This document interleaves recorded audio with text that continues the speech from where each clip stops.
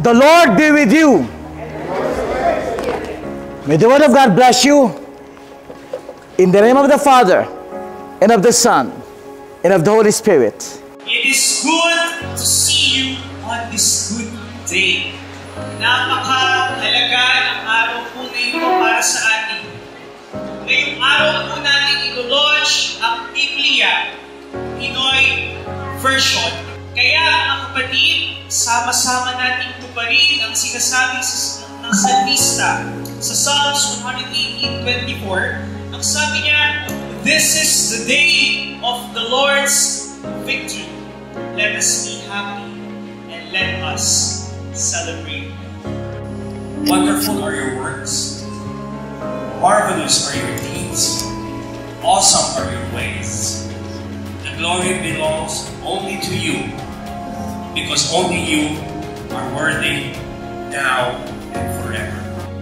This is another historic day for the Philippine Bible Society. The launching of ang Bible Pinoy version. I say this is historic, for never before has there been a heterogeneous translation of the Bible Filipino version. Isang karangalan ko ang i-present sa inyong lahat ang Bible Pinoy version, ang regalo ng Philippine Bible Society sa lahat ng mga Pilipino. Isang masayang selebrasyon ang launching na ito dahil complete Bible na ngayon ang Pinoy Bible. May Old Testament at New Testament, isang karangalan din na masabi ko na talagang pinaghirapan pong mabuti ng PBS na mabuo para kumpleto ang ating Pinoy Bible. Natapos, nabuo, na-publish at sa araw na ito, ang launching ng Pinoy Bible. Ito ho ang Bible na tawag natin ay isang community effort. Community effort kasi ibig sabihin po niya, yung mga Bible lovers and believers magkakasama. Sa wakas natupad na ang ating matagal ng pinapangarap, pinaplano at ipinapanalangin Bible sa contemporary Tagalog. Napakaganda ng version na ito, ang Bible Pinoy version. Bunga ng pagpapagod, pagpapagal, at dedication ng napakaraming scholars, napakaraming managers, at napakaraming mga supporters. Nung una kong narinig ito, aminin ko po sa inyo na napataas po ang kilay natin. As time goes on, as I read the New Testament Pinoy version, and as I skim through yung ang Bible Pinoy version, I realize its value. Finally, marireach ko na yung mga young people namin. Ito po yung isang na-appreciate ko po sa Pinoy version. Finally, they could understand me. Finally, I could really communicate the word to them. Ito po ang layon nitong Pinoy version. Maintindihan ng mga kababayan natin ang salita ng Diyos. Alam niyo po, noong una, aaminin ko sa inyo na medyo alangan ako sa lingwaheng ginamit na tinawag na Pinoy version ng New Testament dahil nga Taglish ang dating at wala pang malinaw na rules sa grammar at vocabulary nito. Pero sa katagalan, unti-unti ko itong na-appreciate sa pamamagitan ng manarinig kong comments, lalo na sa mga kabataang na in love sa salita ng Diyos sa pamamagitan ng Pinoy version. Sabi nga sa akin ng isang kabataan na nakabasa ng New Testament Pinoy version, "Bishop, salamat po sa niregalo niyong Pinoy version sa akin.